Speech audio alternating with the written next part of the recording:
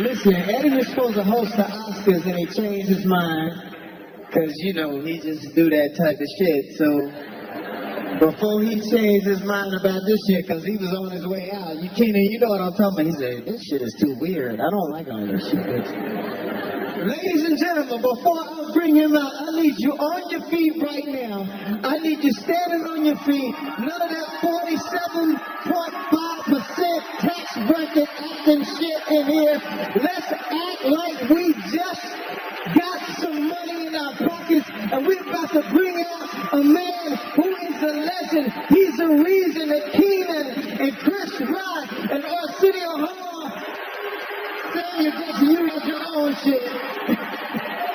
You're the reason for all of us doing this shit. Eddie!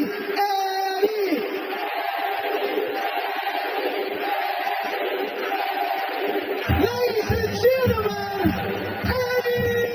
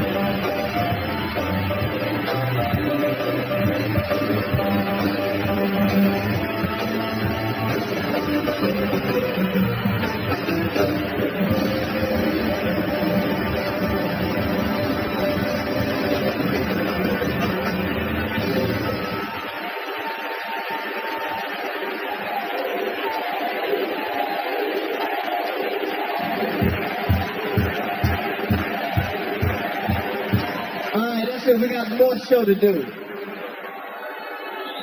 Not one comedian can tell you that they didn't look at Eddie Murphy and want to be like him. Eddie Murphy did something that no other comedian did. Eddie Murphy told jokes so good, he started looking sexy. It was crazy. Eddie Murphy would tell jokes in that leather suit, that red leather. I even tried. I said, every time I did my show, I said, I got to have on some leather. Because Eddie Murphy wore some leather. And I remember back at that time, if you could do an Eddie Murphy impersonation, ladies loved that. So you can imagine all through the 80s when I would meet a girl and they say, do Eddie Murphy as I'm making love to her. And just as I was about to orgasm, I said,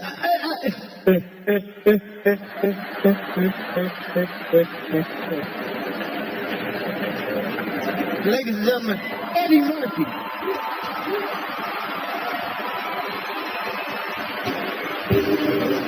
Ladies and gentlemen, Gracie Morgan.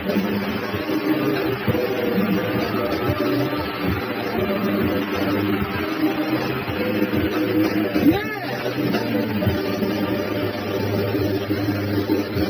Lemonade, that cool, refreshing drink. I always wanted to say that.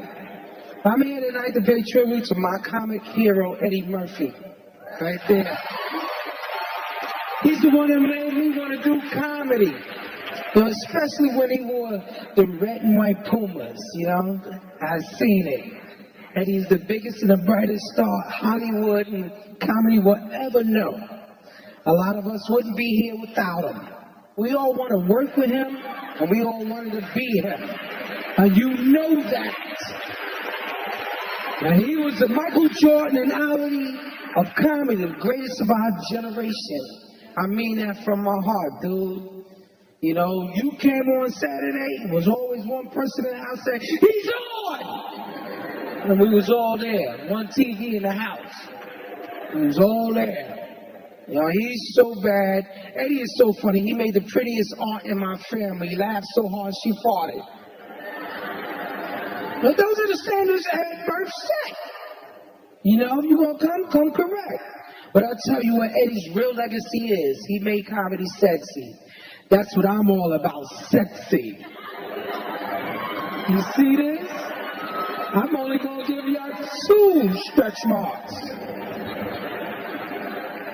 I don't want to make girls just laugh. I want to get them pregnant. Because you know I'm old school. I don't be pulling out.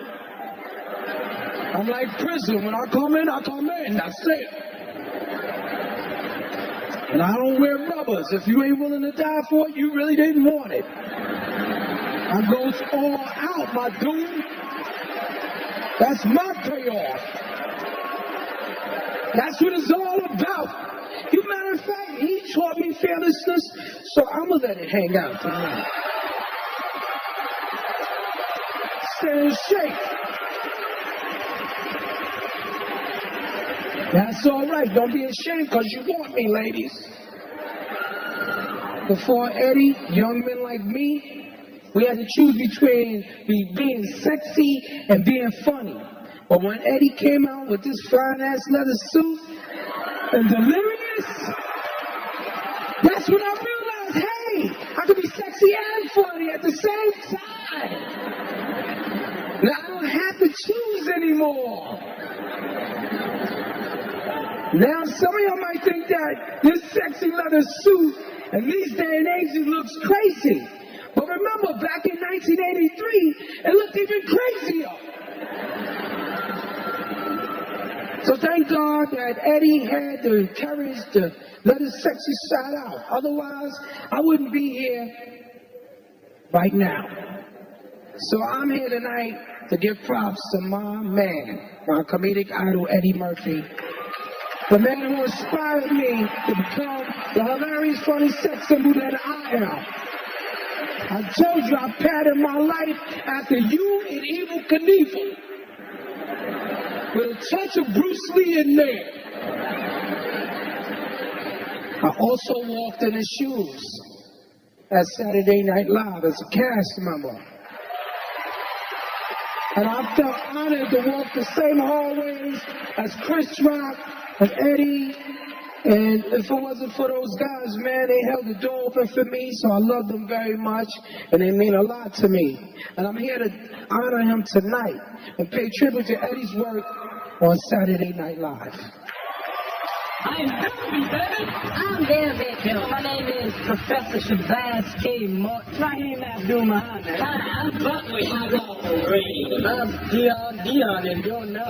Ladies and gentlemen, okay. I'm a fairy, damn it. I have feelings, too. Got it. What a silly Negro. This is the Gumby story, damn it. And Gumby does not say damn it. Just in from my new book entitled, I Wanna Be a Hoe. We interrupt our programming to bring you the following special report. Yes. Window, break your neck. Dead house, I start to wreck. Got no reason. What the heck? Kill my landlord. Kill my landlord.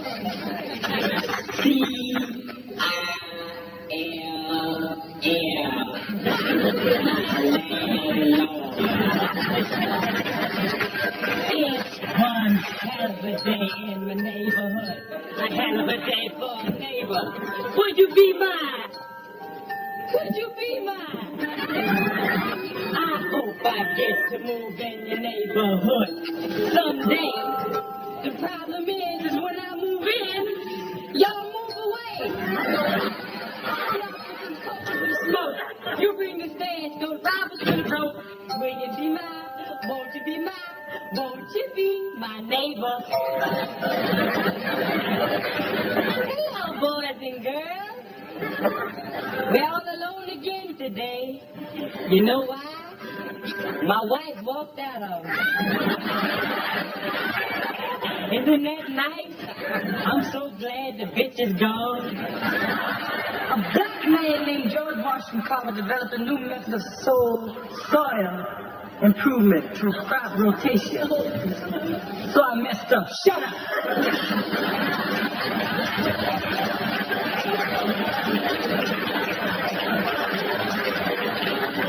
Stop talking before y'all make me smile. I'm a little man in the wild place. Good night.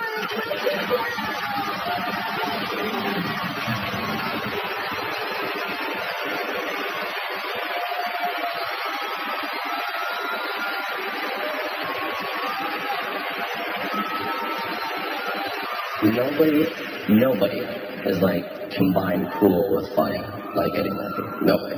He is part of the cast that I grew up on. Definitely beyond an influence and an inspiration. You're really going to ask me that question, like, what's his greatest moment and everything like that? They're all freaking great. Mr. Robinson's Neighborhood, I remember my parents laughing incredibly hard when he said, this is how I answer the door in my neighborhood.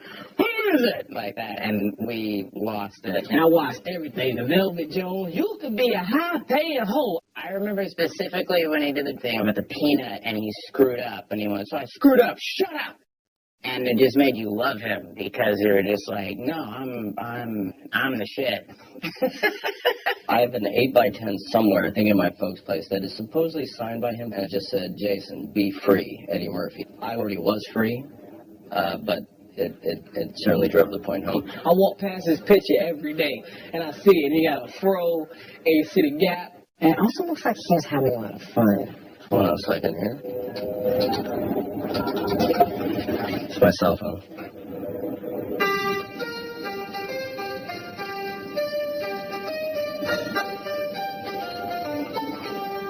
Let me tell you something. Eddie Murphy is the greatest of all time.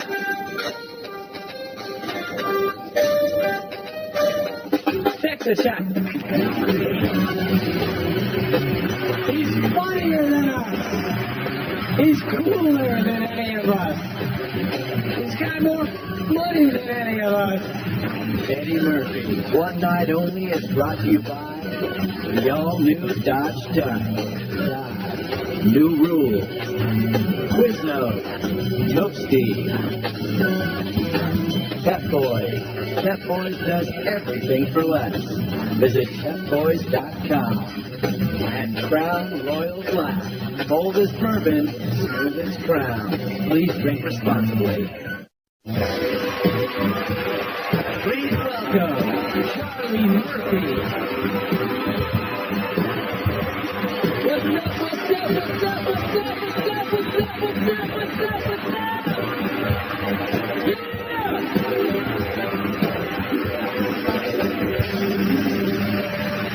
How's everybody doing tonight? Oh man, well, I am glad to be here, man. I am so glad to be here. I want to say for myself and for my mom who's in the back, and I know she's having a great time. Thank all y'all for coming tonight, man. Thank you. This is a tremendous honor, you know. What I'm going to do tonight is I'm going to take y'all back, because, you know, everybody in here is kind of familiar with, you know, Eddie's career, you know. I'm sure of that. What y'all ain't familiar with is the fact it was a career before that. The Eddie Murphy as a kid, the Eddie Murphy, the brother. Because people ask me all the time, what was it like growing up with Eddie Murphy? And I always say, just like it was growing up with your brother. But that's not the truth. See, it was different. See? I remember when he was a little boy, him looking at the TV and saying, when I grow up, I'm going to be on that. And when he said he was going to be on that, there wasn't nobody black at the moment on television. So, of course, the whole family was looking at him like he was crazy. We didn't know, see? He was already a comedic genius in the making. We didn't know what was in our midst. as we were growing older, me and Eddie used to engage in what we call snaps, jokes, or whatever, about each other. I didn't know that I was engaged in a snapping contest with comedic genius. I thought I was just going with another person, and I had to wonder why I always lost every snapping contest. Every snapping contest. When Eddie was 8 years old, he was already telling world-class jokes about me.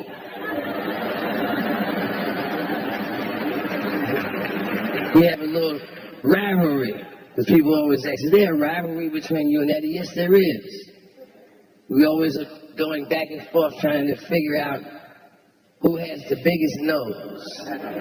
Every time the streets of San Francisco came on, I would be pissed off because I knew when it went off, he was going to ask me the same question. How much did that man pay you to rent your nose?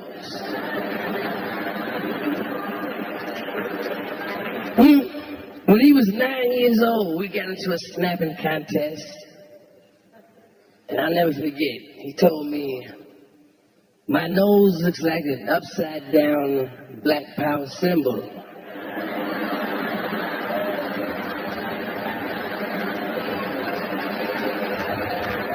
That joke still works to this very day.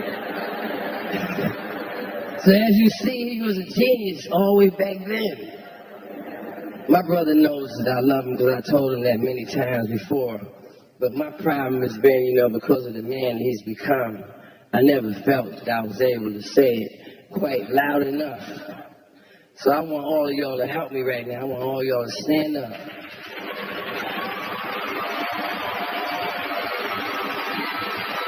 I love you, man. I love you. I love you. Thank y'all, thank y'all, thank y'all. Eddie! Eddie! Eddie!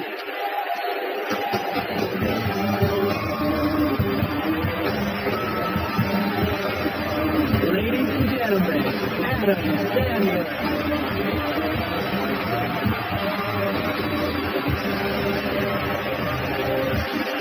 Thank you. Thank you so much. Thanks a lot. So happy to be here to talk about the great Eddie. Sorry about the way I'm dressed.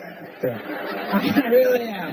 I was going to wear a suit, but Tracy took it. So, that bastard. Okay, I'm going to read it from here, all right? I wrote this. Okay, here we go. I'm a little shaky. I'm nervous, Eddie. I love you. Now, here we go. I am Adam Sandler. I'm here to talk about one of the most legendary stand-up specials of all time, Eddie Murphy's Delirious. Yeah, baby. In 1983, when Delirious first came out on HBO, I was a sophomore in high school. I couldn't believe how funny, cool, and badass one man could be on stage. As I watched, I said to my father, I want to be that guy when I grow up. My father said, you can't, you're not black. My mother said to my father, as far as you know. Then she winked at me. The jokes and the funny stories from Delirious took the world by storm. The next day, you could not walk down the halls of my high school without hearing Goody Goo Goo, Lemonade. Now that's a fire.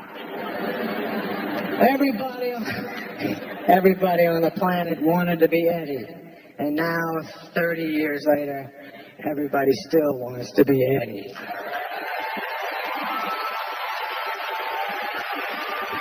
He's funnier than us. He's cooler than any of us. He's got more money than any of us. And he's got a bigger, well, Arsenio has a bigger dick than any of us, but he still got to walk around with those BT fingers. You heard me, Arsenio. I'm sorry, Arsenio. At least I told everybody you got a big dick. Rock told me, by the way, Arsenio.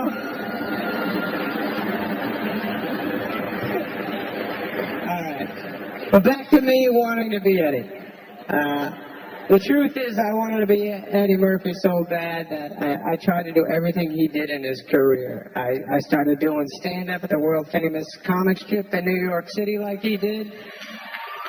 I got on Saturday Night Live like he did. I got the same manager like he did. And then when I became a big star, I fired the same manager like he did. And, I love you, Richie, and so does Eddie. But that manager actually said to me the same thing he said to Eddie, but he changed the racial slur to an anti-Semitic slur. So now look at Eddie. All right. Delirious changed comedy forever, and with it, Eddie, most importantly, broke down a giant wall and taught so many comedians in this room tonight. But I watched it this week. It's insane how great it is. And just sit back and enjoy this. This is the best. All right, right on. Way to go, Eddie. Thanks for everything, man. Eddie did it just away. He broke a lot of rules. That was rock star comedy. I've never seen nothing like it since the day. Lord, my friend, how would you like to me up the ass? I know you want to me, Naughty. And you know that I know that you know that I know that you want to. And I'm going to bend over. And when I do, start.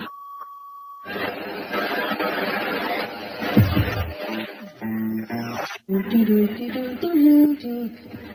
said, the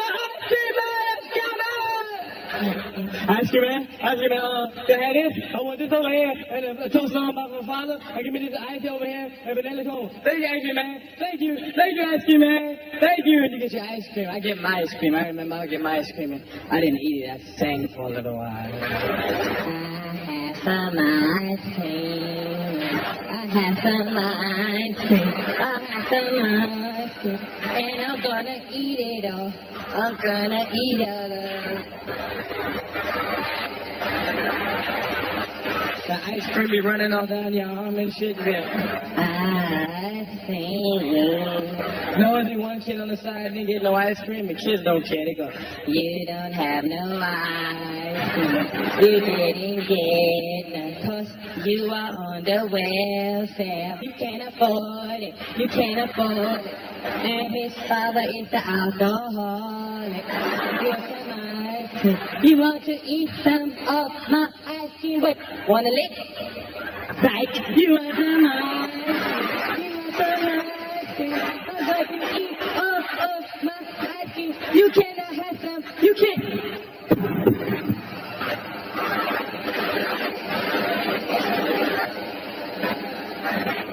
You got your ice cream.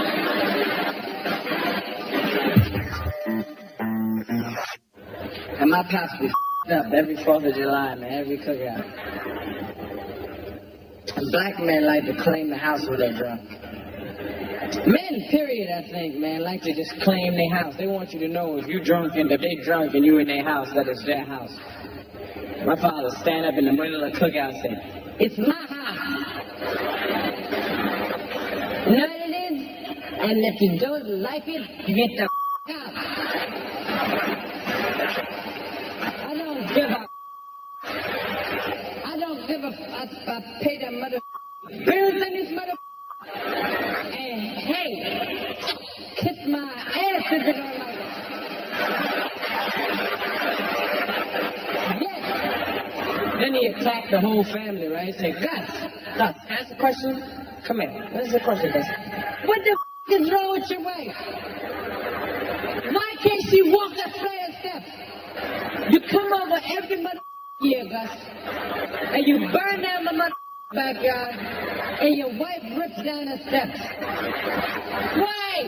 I worked hard to get my place beautiful. Look at the mother steps there. Up, Gus.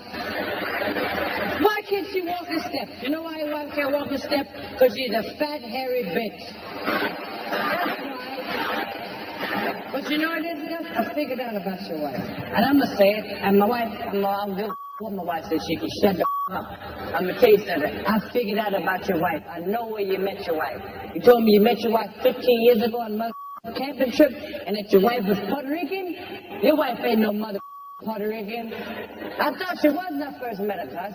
Because I walk up, I said, hello, it's good to meet you. My name is Vernon. And she said, hello, I'm Bunny. Goonie Google. What the does Goonie Google mean? I don't know what the that shit is to this day. I thought I learned some new Spanish shit. I went up to my friend and said, Sanchez, Goonie Google. And Sanchez said, get the out of here. So I was walking around for years confused, and I finally figured out about your wife, where you met your wife. You didn't meet your mother wife on no camping trip. Your wife's a Bigfoot, isn't she, Gus? Your wife is a Bigfoot, isn't she? That's why the bitch mustache is so mother thick. But you shaved the bitch down and taught her to speak. I know a mother Bigfoot when I see one. Don't bring a Bigfoot in my home, Gus, with my children. The bitch can't talk, she can't walk a flight of steps. She's not trained well, Gus. She cannot walk steps. I bet she climbed the out of a tree, though, don't she, Gus?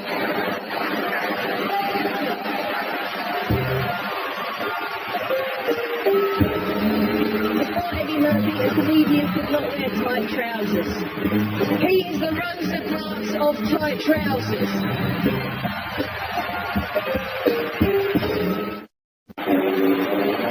And now, Samuel L. Jackson.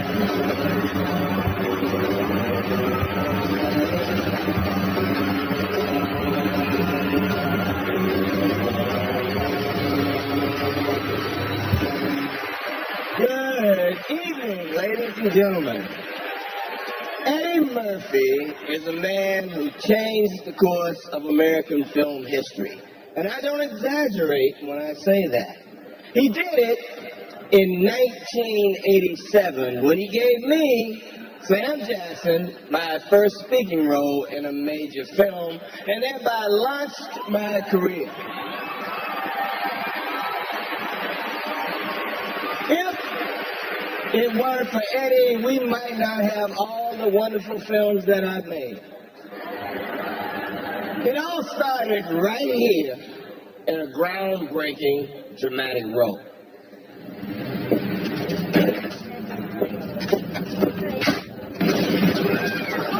Everybody shut up and do what I say. The money out. Stay cool. Nobody gets hurt. Take the money out. All of it. Don't stall me, fat boy. Let's go. Come on. Anybody move out, blow your head off. Be cool. Come on. Stop stalling. Come on. Don't stall me. All of it. Excuse me for a moment.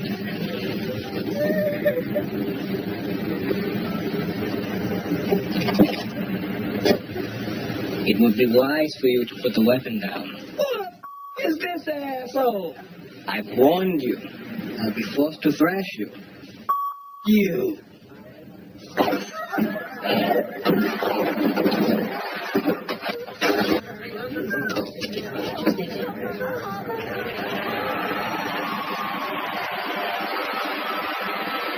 I wish I could tell you some funny story about how I was first introduced to Eddie and the Coming to America set, but actually, I never was. He walked by me several times and never said shit. Except when he was thumping my ass with that broom handle in front of the camera. And I've always just hoped that he would get cast in a Star Wars film so I could pay him back with a lightsaber. This was around the time Eddie had first appeared in the Guinness Book of World Records. He appeared in 1987 after making Raw. He was cited for using the word the most times in a film. 223 times. Now, that's quite an accomplishment. And I personally found it inspirational. I figured if a motherfucker like Eddie Murphy could make it by using the F word over and over, and a good-looking motherfucker like me could go a long way just using the word motherfucker. It was obviously a lot more than one word that launched Eddie Murphy. He is a true movie star. He demonstrated that in the early 80s when two massive films transformed his career and the motion picture business in general. 48 Hours turned Eddie from a TV comic into a full-blown action movie star. Then came Beverly Hills Cop, which not only made Eddie into a Beverly Hills homeowner, it turned him into the international superstar that he still is today.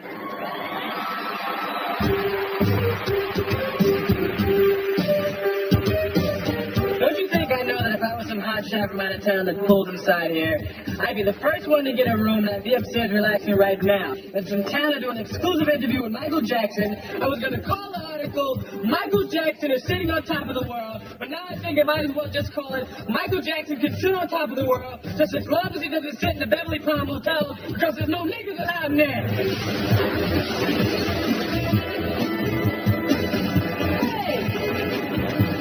This is the cleanest and nicest police car I've ever been in my life. I stayed for a while because I ordered some pizza.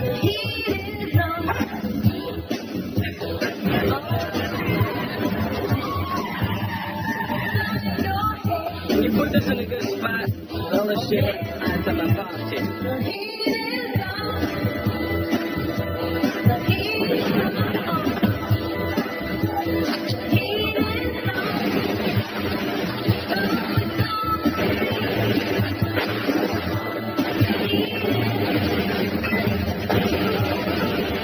Fall for the banana in the tailpipe.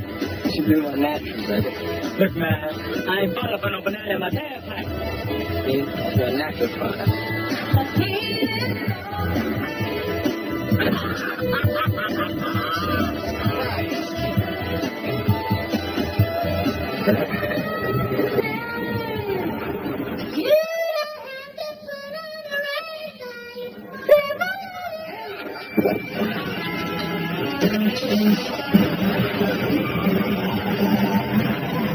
We ain't partners, we ain't brothers, and we ain't friends. And if things get your way, you're gonna be sorry you ever met me.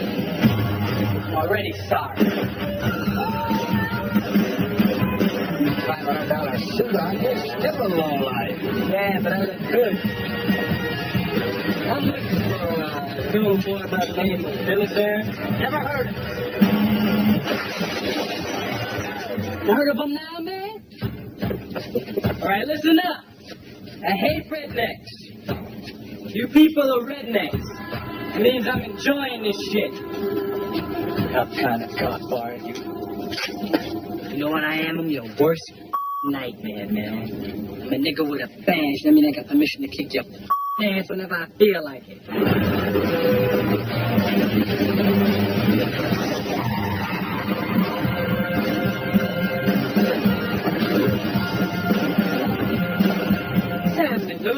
I'm sorry about the door, man. Did that hurt? It looked real painful when you slammed into it.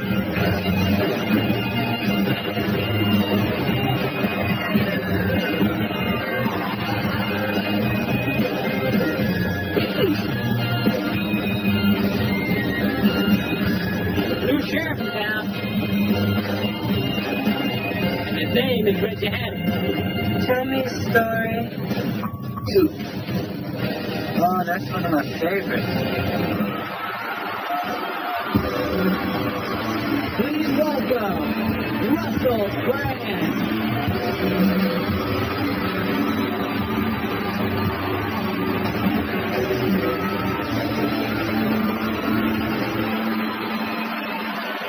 Good evening, everybody.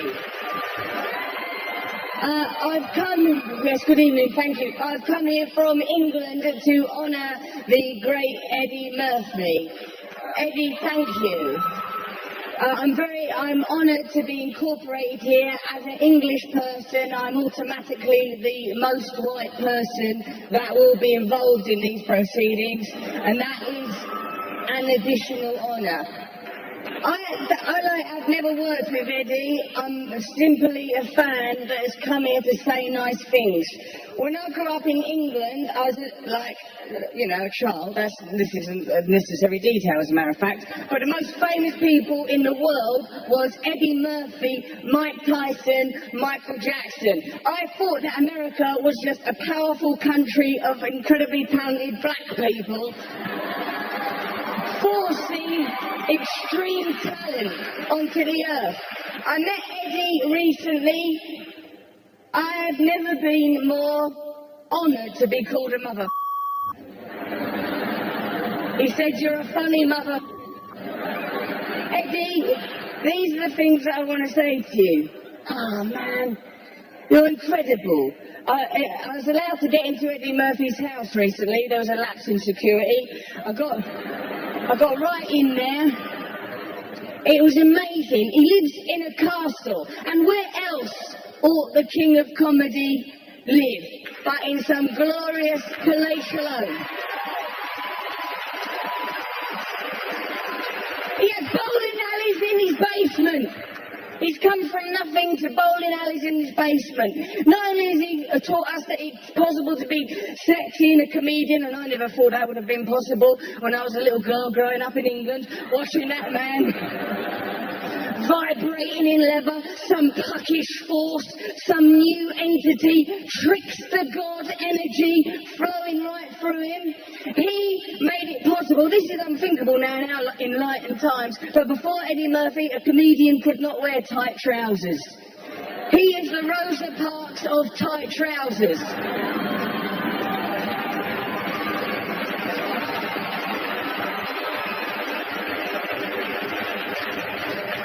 I'm very, very honoured to be a part of this.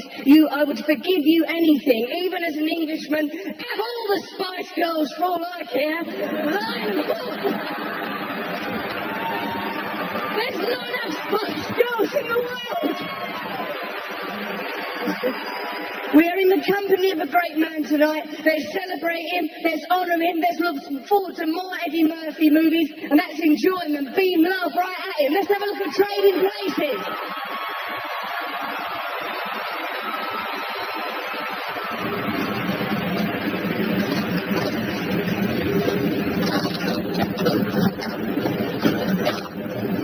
Who's that? Who's that? What you want? Police. We've had some complaints about con men pretending to be blind and crippled. Oh, I'd love to help you, man, but I ain't seen nothing since I stepped on that landmine in Viet Cong back in '72. It was rough, very painful. You were in so were we. Where? I was in Sang Bang, Yangon. I was all over that place, basically, a lot of places. What unit were you in? I was with the Green Beret, Special Unit Battalion's Commando Airborne Tactics, Specialist Tactics Unit Battalion. Yeah, it was real hush-hush. I was Agent Orange, that was my name, Agent Orange, Special Agent Orange, that was me. Airborne, huh?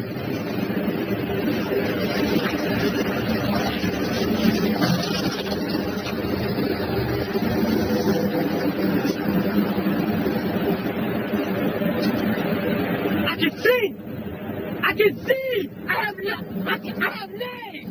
I have the whole shit! Look at this! Man! I can walk! Jesus! Praise Jesus! I appreciate this! Oh, this is beautiful! I can't believe... Thank you! I don't know what to do!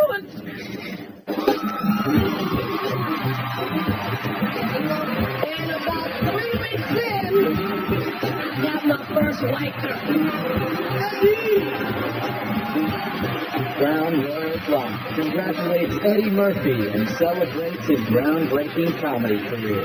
Eddie Murphy, One Night Only is brought to you by Crown Royal Black, boldest bourbon, smoothest crown. Please drink responsibly.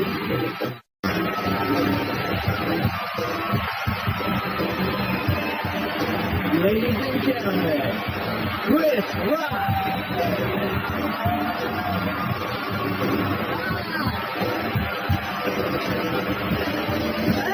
Yes, ladies and gentlemen. We're all gathered here tonight to honor the great Eddie Murphy. I'm one of the many comedians out here. Me, Martin Lawrence, Chris Tucker, Dave Chappelle, who has been called the next Eddie Murphy. And we're not the next Eddie Murphy. I want to say there's a lot of cool people in it. I see Judge Reinhold in the house. That's right. That's the Beverly Hills Cop table. The Pluto Nash table's way up there. Them niggas didn't even get in tonight. Nah. I have known Eddie Murphy for a while. I met Eddie years ago. This is a true story. I met Eddie at the comic strip. He saw me perform. And this was before Eddie was met. This was like, I met the real Eddie Murphy. I didn't meet Dr. Doolittle, okay? I met Eddie Murphy in a leather suit, like a green, livid leather suit with boots on. People think he used to just wear that doing stand-up. This nigga used to walk around with that shit in Kmart, okay? For real. He looked like a superhero, okay? And so I met Eddie Murphy, and Eddie was rolling large back then. So I was like, yo, just come hang out with us. We're going to L.A. And I went to L.A. I got my first plane, okay? First time I got on a plane. First time I stayed at a hotel. First time I had shrimp. Okay? I'm not making any of this up. So I'm out there in LA, I'm staying at the Menage, one of those hotels, right? And about 3 weeks in, I got my first white girl. And the true story. So, like, her name was Candy, right? And I'm like, yeah, man, I'm Candy. And Ray and Fruity like, Candy? And then out of nowhere, Fruity gives me a cookie jar of penicillin.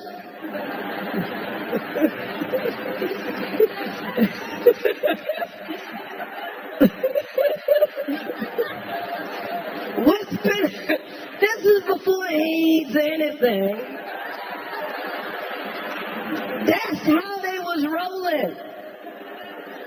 Cookie jar of penicillin. So, yes. Anyway, years later, I have my own career, and I'm on Saturday Night Live. And they hired me. They hired me thinking, the next Eddie. Boy, were they disappointed. But one day, Eddie comes to visit me. This is so embarrassing. He comes to visit, like, I didn't know he was showing up, and he shows up. And not just to visit me, but visit the show. And he comes by my office, and I still had my Eddie Murphy poster up in the office.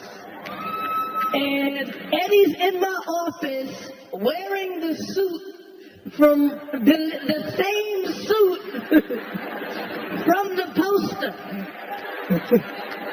So how gangster could I be? All right, I'm going to introduce this clip. We got lots to watch Eddie Murphy, the great Eddie Murphy from Saturday Night Live. Now, I'm going to walk up.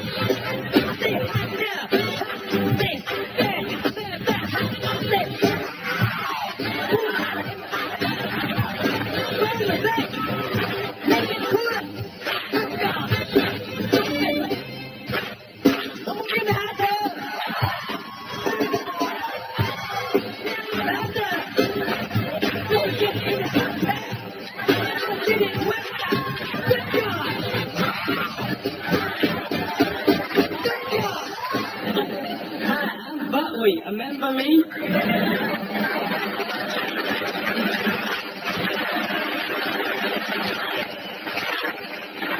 And I have compiled for you in your listening pleasure some of my favorite songs. It's all here on this unspectacular offer. But we can take a whiskey.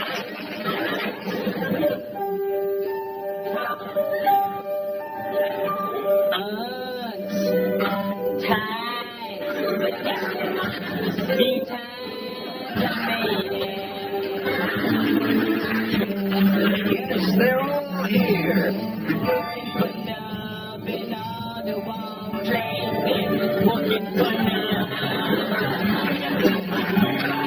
Once Buckwheat sings a song, it's eternally his. It dies, dead it dies, but dead on the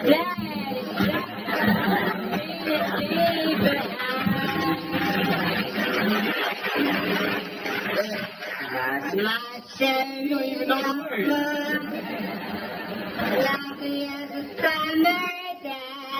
Listen to me, listen. My shady more distant as a Milky Way.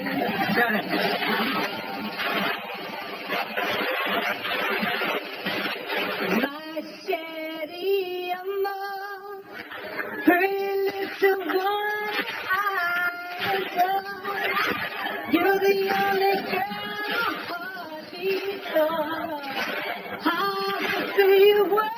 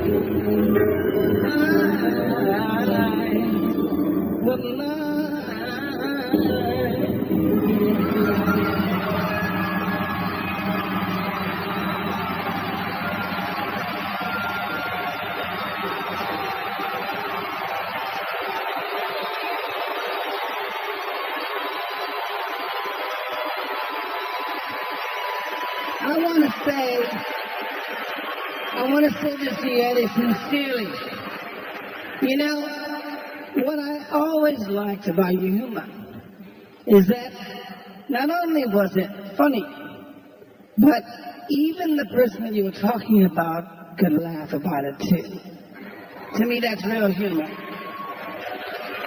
I just congratulate you tonight, and I too have watched some of your movies.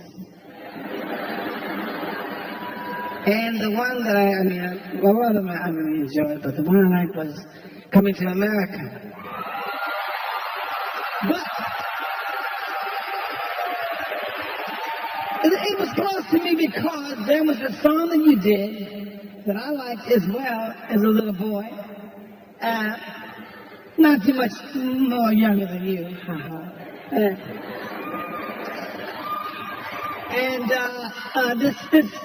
This here, I'm still gonna have to play the test. It's a hot patch, you understand?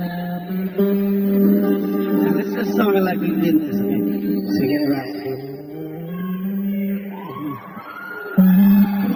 Someone to care. Someone to care.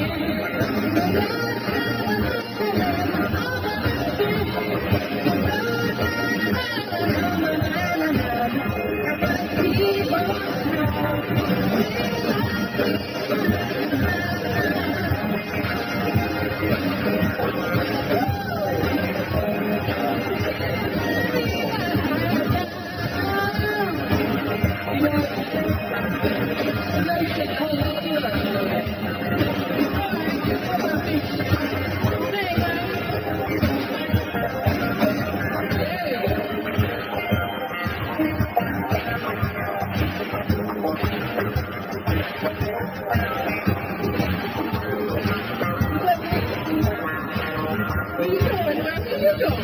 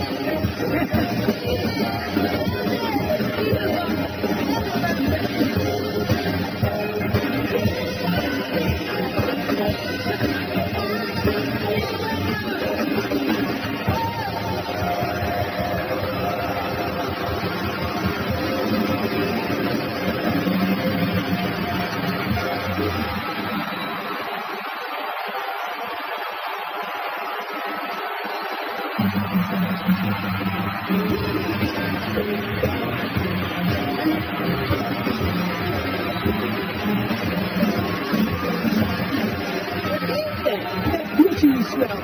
Okay, that Gucci.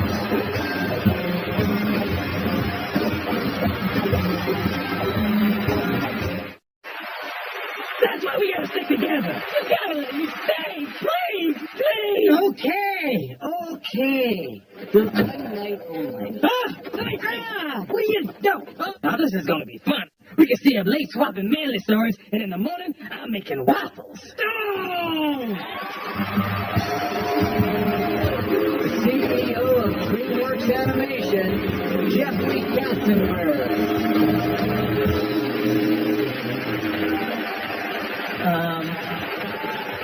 So everybody realized that Eddie Murphy and Stevie Wonder were just up here jamming like crazy. Wow.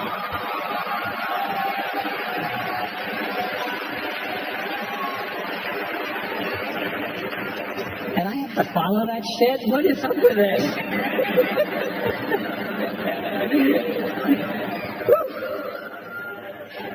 I actually feel very, very privileged to be a very tiny part of Eddie's early career. He and I met together. I was a young executive at Paramount and was lucky enough to have my star hitched to his star as he went on to make 48 Hours, Trading Places, Beverly Hills Cop.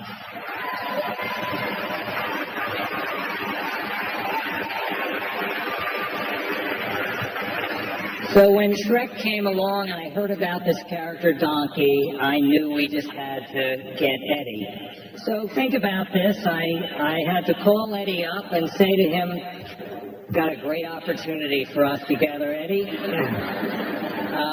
I'd like you to play a fast-talking, music-crooning, crazy-making, talking donkey.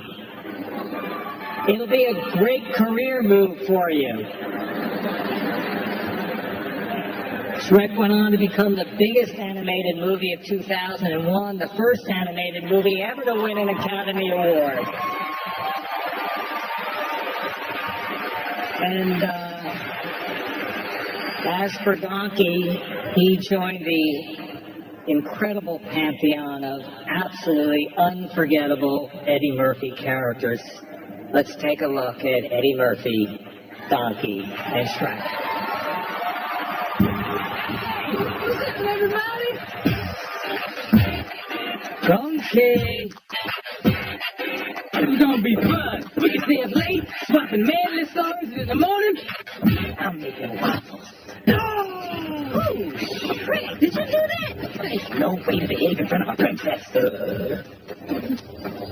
Thanks. He's as nasty as you are. You love this woman, don't you? Yes? You want to hold her? Yes? Please? Yes! And you got that. that try a little tenderness. I know you probably hear this all the time from your food, but you must bleach your something, because that is one dazzling smile you got there. Look, a little kind. Look out, Chef! You got a piece! I'm obliged to accompany you until you have saved your life, and you have spared mine. I'm sorry, the position of annoying talking animal has already been taken. Please, please take my fake plans and send my hooks to my phone. Oh. Hey, what's that?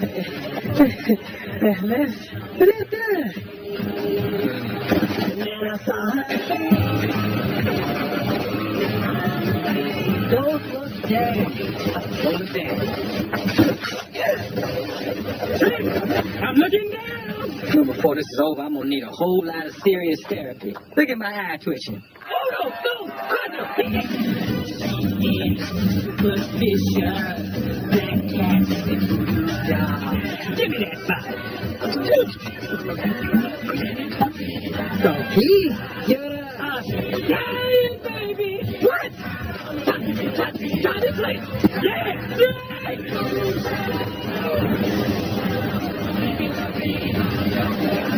I'm a donkey on the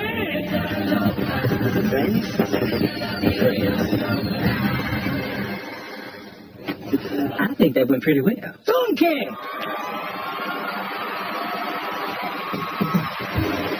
Ladies and gentlemen, Keenan Ivory Whale.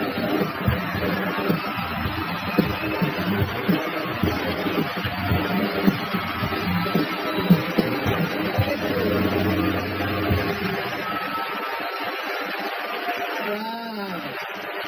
Thank you very much. You know, when they asked me to do this tonight, it was a little weird. Like, I didn't know, like, what would I talk about, you know? And I'm listening to everybody else talk throughout the night. The one thing that I have in my friendship with Eddie is that I really know him. You know, like, not that everybody else doesn't, but I mean, I met Eddie when he was 16 years old. I was 19. And he came into the Improv in New York. He had been working on Long Island, and I had been working in Manhattan. And he had this swag about him. He was always like the coolest guy. Like, he walked up to me and he goes, "What's up, man?" I'm Eddie Murphy. I was like, "Yeah." He goes, "I thought I was the only funny black man in New York, but I guess there's two." And I stuck his hand out. And we've been friends since then. And, you know, as a matter of fact, the watch I have on right now, Eddie gave this to Rolex. Eddie gave this to me like 30 years ago. Remember that? And I held on to it. In case I didn't make it, I always figured I could sell this shit and get some money for it. So. Okay, here's what's funny about Eddie. Like, you see it on screen, you see this like cool guy. He really is that. Like, that's not fake. Like, here in Hollywood, we go out to clubs, and it's different now. But back in the day, they wouldn't let brothers in clubs. No, they had like a 2-brother minimum, and that was it. And I remember we went to this club in Hollywood, and it was about 10 of us. And the bouncer was like, "Sorry, I mean, I know you're Eddie Murphy, but I can't let all of you in. I'll tell you what, I'll let 4 of you in." And he said, "Okay." He said, 1, 2, 3, 4. He said, "Y'all go in, tell every fine girl in there I'm having a party at my house." And he left. And 10 minutes later, the whole club left.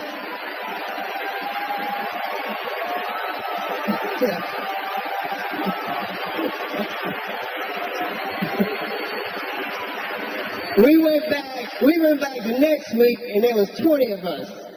He let us all in. Right this way. Eddie had a generosity about him, not just to me, but all the people around him, his family, all of his friends. He looked out. And as a friend, I've been truly blessed to know him and to be a part of all of his success. It's funny, when you are somebody's friend, you're so busy living life, you don't get to observe it. And that's the beauty of tonight. Is like, this is one of the first times I sit back and I go, wow, my friend did all of that. You know what I mean? And I was there. You know, I was right there watching it happen. You know? So I just want to say how much I love you, appreciate you as a talent, as a man, but more than anything, as a friend.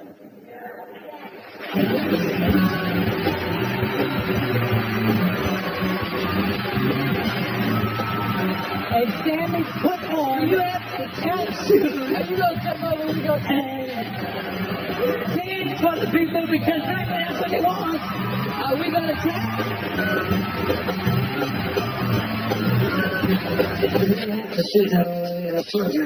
Sugar, she was trying to kill me. She wasn't trying to kill you. She was just trying to scare you.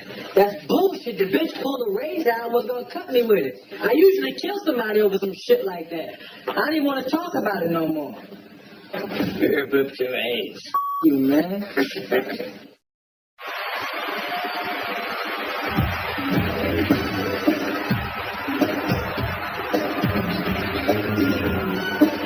I hope you don't mind me coming over and sitting down.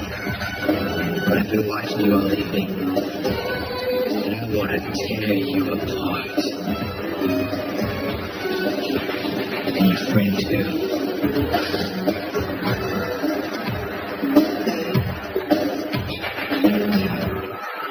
Please welcome Arsenio Hall.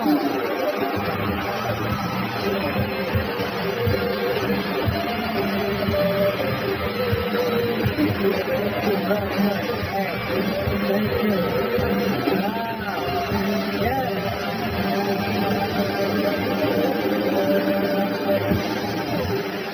Yes. I know you. You're the man. So much great material, right? Well, what can I say that hasn't been said already?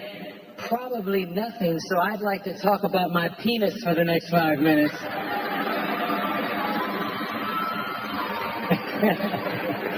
Yo, man, doesn't this feel good? We're having a great time. You loving this? Yes. Yes. You and I have watched shows like this. You showed me a special with Sammy Davis Jr. being paid. Yeah, wasn't that did you all see that? Sammy Davis Jr. They paid tribute to him, and the coolest part of it was Gregory Hines was dancing, and then he went over to Sammy. And it was the greatest moment in television. He handed Sammy tap shoes. And Sammy put on the tap shoes. Are you going to come over? We go and dance for the people because that's what they want. Are we going to tap? Well, I don't quite want to tap. Oh, okay. But I know they would love for you to grab a mic and do what you do, or come and do stand-up like spontaneously. Just do an hour of stand-up. Just come up here. That'll be safe. It's show. Eddie Murphy. Wait. We got something else to say. Wait, that's the obvious choice. Wait. That's the obvious choice. Look.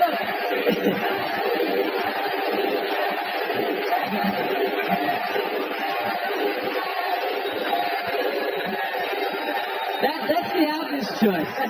He said that's the obvious choice. Yes, sir. But this is my night. Yes. And I would much rather that we tap dance. Let me go read the prompt, right? I'll go read.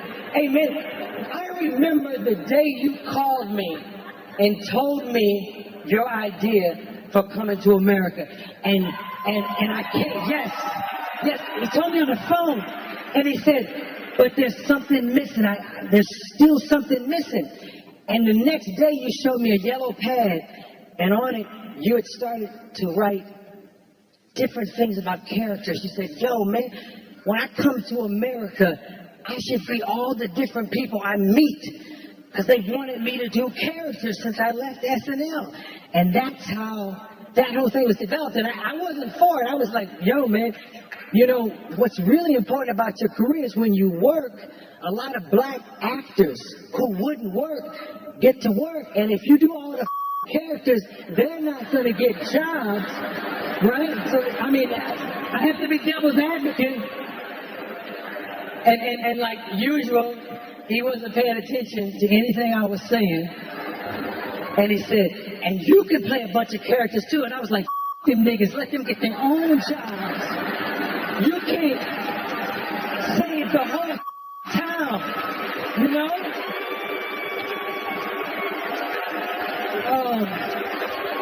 Let's do this and be everyone in America. Yes, indeed. The truth is, no one plays multiple characters better than Eddie Murphy. Correct? Yes.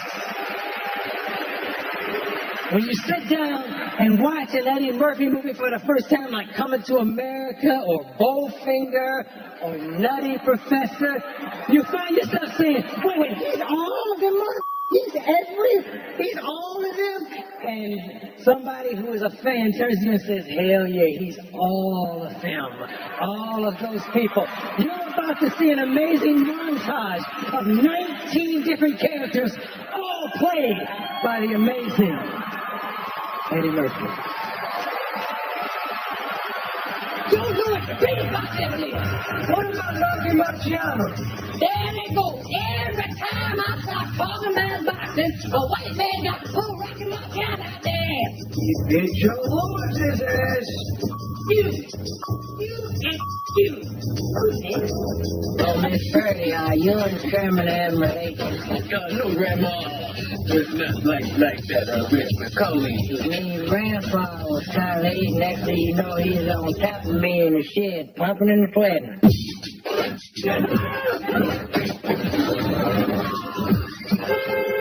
Scientifically proved that you was adjusting my feet. Yeah, Mr. Jericho. I missed that. Would you be willing to show your naked rear end in a movie? Yeah, I guess so. Yeah. Wait a minute. Ma'am, look, are you wearing bonds? Of course I'm wearing bonds.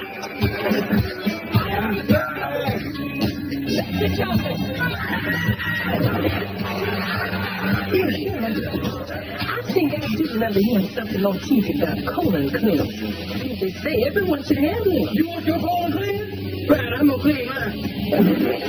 My colon's clean. I call it quicker clean.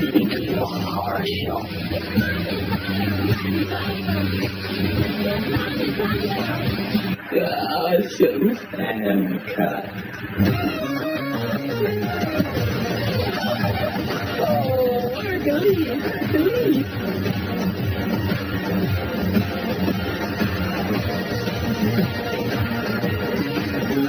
I don't know if you want to private jet. You want to start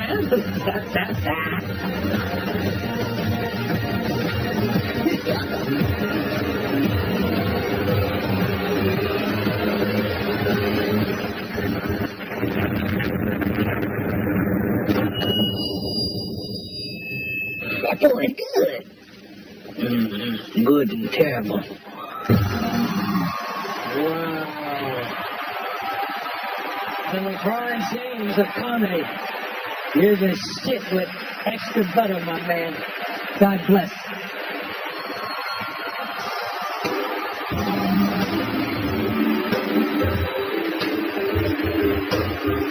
And once I seen him, I said, oh, shit. I got work to do. Eddie Murphy, One Night Only is brought to you by Crown Royal Black. Boldest bourbon, smoothest crown. Please drink responsibly. Quiznos, Toasty, and the all-new Dodge Dart.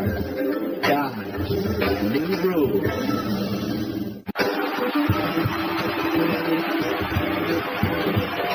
And now, Martin Lawrence.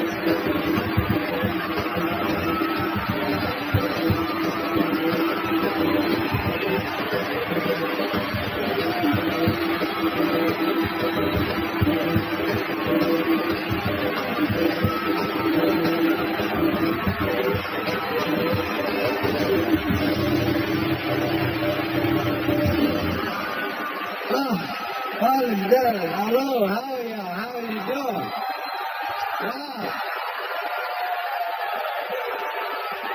Wow. I remember the first time I ever seen Eddie in concert. He was at the Richmond Coliseum, and I was living in Maryland. I was a young comic. I thought I was high. I just knew I was doing my thing.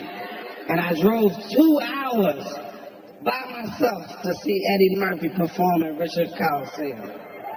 And once I seen him, I said, oh, shit. I got work to do. So I drove all the way back by myself, just in days, just doing this shit. I said, I can't believe it. I said, this has got to be the baddest man I ever seen. Then I got an opportunity to meet him. I said, I got a chance to meet my hero, the man. I seen him in a club, and I walked up to him, and I said, hey, Eddie Murphy, I'm a big fan. I just want to say hello. I was wondering if I could take a picture with you. And in true Eddie fashion, he said no. Do you remember that? You don't remember. So I took a picture with Robert Townsend.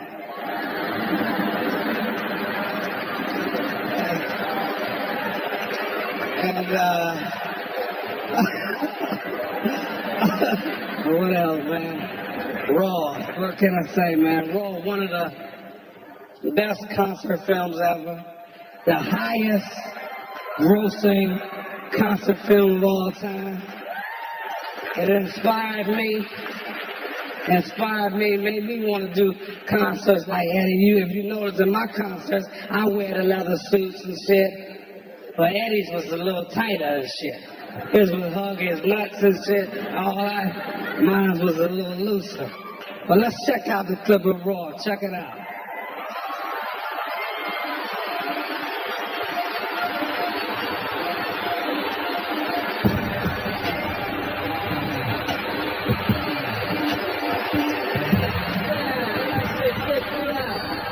You watch the Bill Cosby show? When Bill Cosby chastises you, you forget you grown. You feel like one of the Cosby kids and shit. I would like to talk to you about some of the things that you do in your show. I was so mad, I called Richard Pryor's house up. I said, yo, Richard, Bill Cosby just called me up and told me I was too dirty. Well, tell Bill I said have a Coke and a smile and shut the f***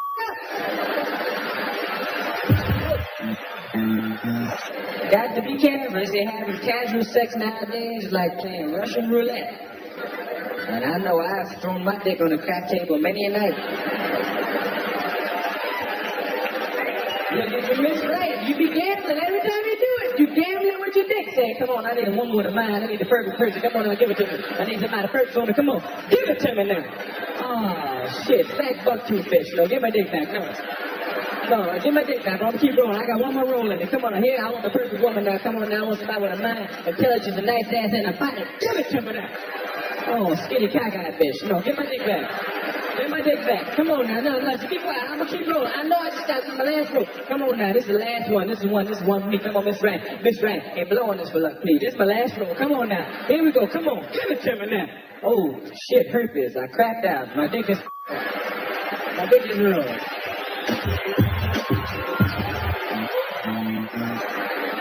said, where you going?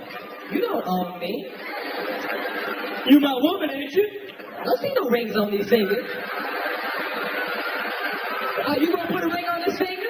Well, I will. Then you don't own me yet, okay? First of all, let me tell you, I don't give a who you are, what you have, okay? You got a whole lot of nerve to come inside and ask me where I'm going. I come and go about things. I don't ask my father. I ain't gonna ask you no man either. Ain't no man gonna tell me where I go. I come and go. You got a whole lot of motherfuckers. Who the hell you think you are anyway? Come and ask me where I'm going. Nobody owns me. I own myself. I'm my own person. And we hear all that shit. Okay. And where you gonna be? I'm gonna be where I'm at.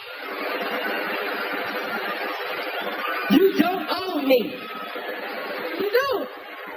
You don't own your woman. Wait till you gonna put a ring on my finger. That shuts you right up. You say, okay, but you don't. I know you spend a lot of your money on your woman, and I know you go to the movies, and you go to get the ice cream and the candy and the flowers and the anklets and the bracelets and to help her get some clothes, and you spend all your money on shit you would never spend it on, but you don't own her. Just theoretically, that pussy's on lease. And you're leasing the pussy with an option to buy.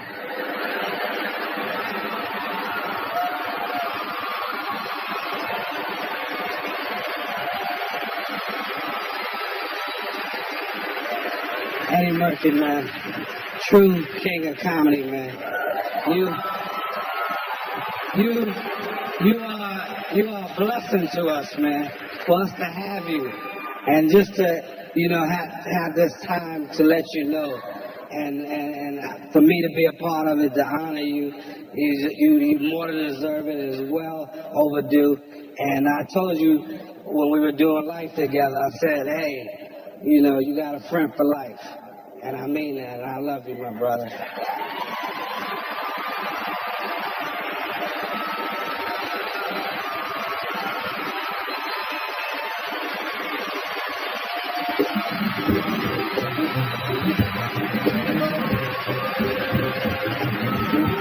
I heard this voice say, Eddie Murphy, yeah, I love Eddie Murphy. I love Eddie Murphy. If you have watched Saturday Night Live the past few months, you already know my next guest. He's emerged as one of the brightest lights of the cast on that show, and this is his first time on the Tonight program. Would you welcome Eddie Murphy? Eddie.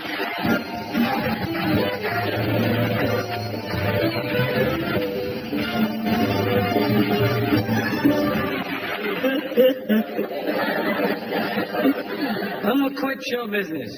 Making my announcement. I'm gonna become a Secret Service man. It's the truth. Because they have no black Secret Service men. And we would make better Secret Service men than white people, truthfully. Because we're more menacing. Yeah, see, we have a different rhythm to us. We see somebody that looks suspicious, we just walk over to the guy and say, excuse me, man, you crowd, Mr. President.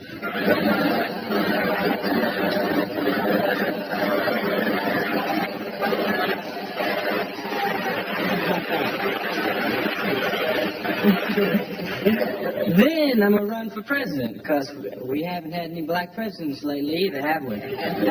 Somebody black should run. It'd be different. We've nothing to lose. It'd be fun, man. It can't get no worse than it's been the past 100 years. I figured, why not take the risk? Everybody's afraid to run, though, because they know that even though it's 1982, it's still a risky business to be the first black president. You have to give speeches like this. My fellow Americans, President of Bill, get together and join hands. And watch these people up here. Please welcome Tyler Terry.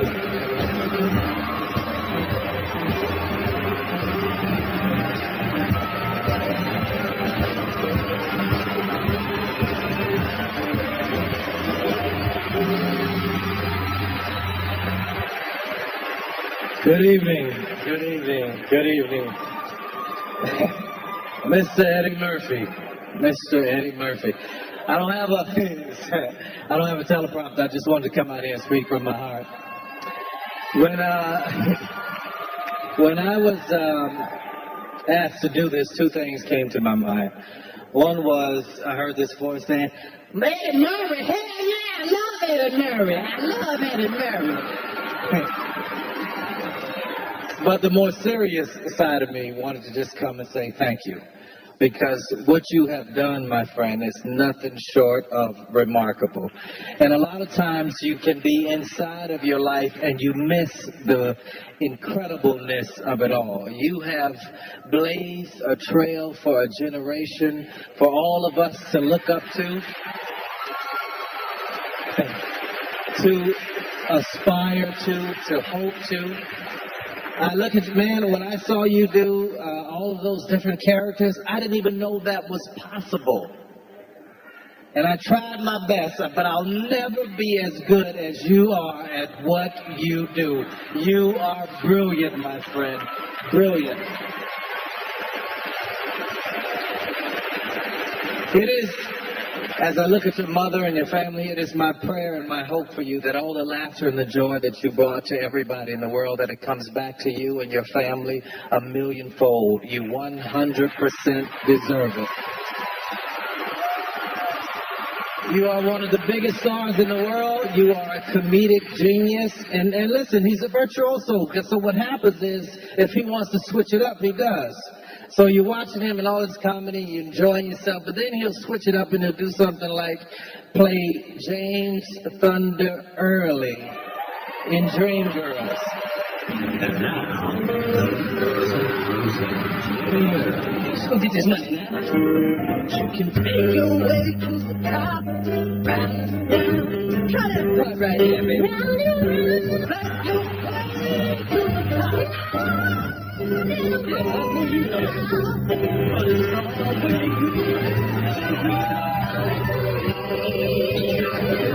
you come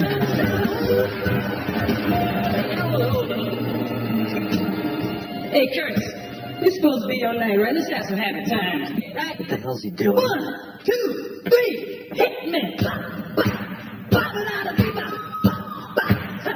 Yeah, bass band. Come on up. 1, 2, 3. Ladies, thank you so much. Come at your feet, baby. Exactly what would you like Jimmy to do for you, baby? I warned you to lay off the woman that you work with. You got time to go out and find them. I'm always working, baby.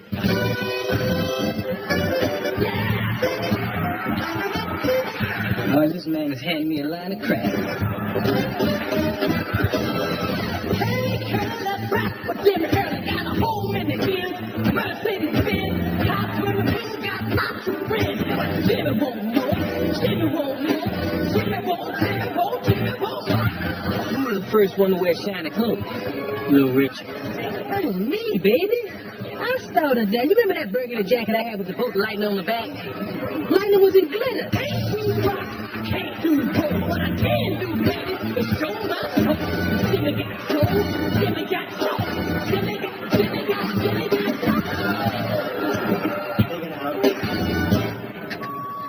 Jimmy don't belong to no one.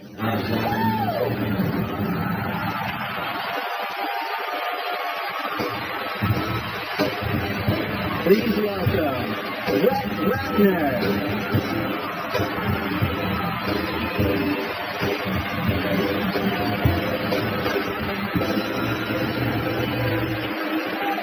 Good evening, ladies and gentlemen, and welcome to the 84th Annual Academy Awards.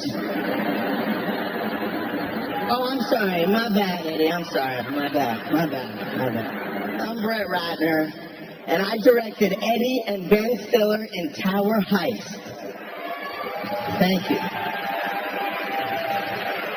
Which was like a dream come true for me. Let me explain.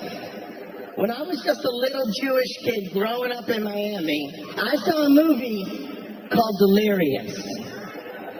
I had never seen anyone as funny as Eddie before. He made me want to be a director just so one day I could work with him. And then I saw the movies, guys. I saw 48 Hours. I saw Beverly Hills Cop.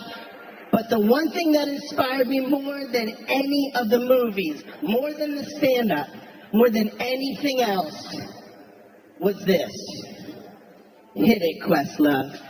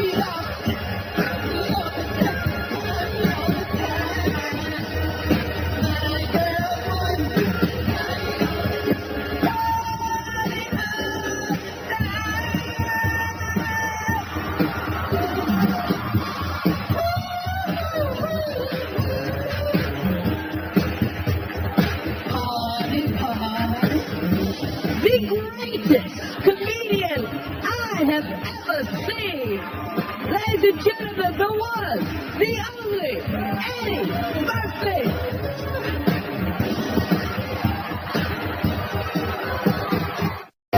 All right, before we wrap up the evening, I gotta say one thing. We see Eddie Murphy in movies, we see him on, do stand-up, we see him on Saturday Night Live, but people don't realize Eddie is actually funny off stage. People don't realize that every time there's a fight, there's a party at Eddie's house, and all the baddest comedians in the world get together, and people always go to me, who's the funniest one? And I grudgingly go, Eddie's still funnier than everybody. And here's my favorite Eddie story. Eddie, me, way before I got famous, I think it's Keenan, Arsenio, and 20 black guys at the China Club. A white girl runs up and goes, Eddie Murphy, I love you. You're my favorite of all time. I've never kissed a black man before. Please let me kiss you. May I please kiss you? And Eddie looks her in the face and goes, well, you can't start at the top. You gotta kiss one of these broke niggas first.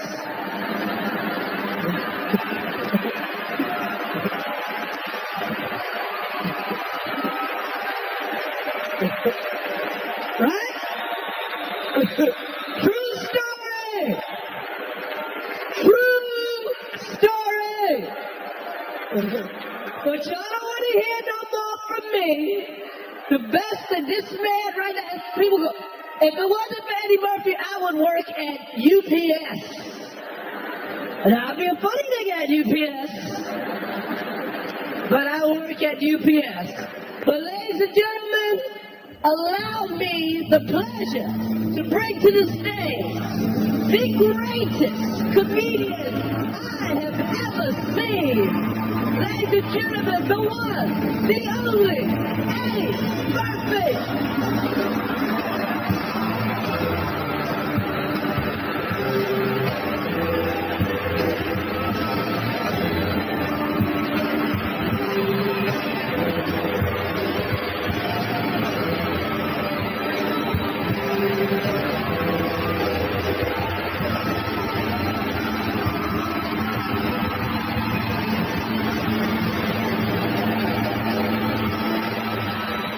Thank you so much. Thank you.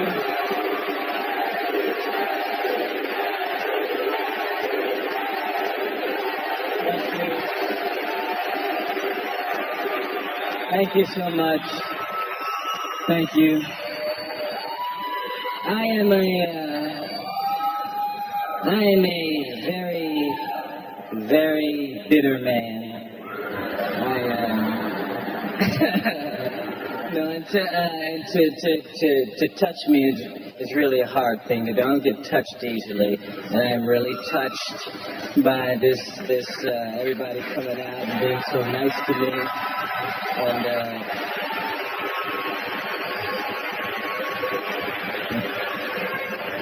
but this is really incredible, and I look out and see so many people that I've known for years and years, and people I haven't seen for years, and this is really a touching, moving thing, and I really appreciate it, and I love all of y'all, and y'all been sitting here all this time, and you know what it's like when you have something like this? It's kind of like, you know when they sing Happy Birthday to you? It's like that for like 2 hours, somebody singing Happy Birthday. You just keep hearing people say, Eddie, it's so wonderful, Eddie, and I am Eddie'd out. I'm Eddie'd out. So I know how y'all must feel, but thank y'all all for coming out and being patient, and I love y'all, and thank you. Appreciate it. Thank you for a wonderful night.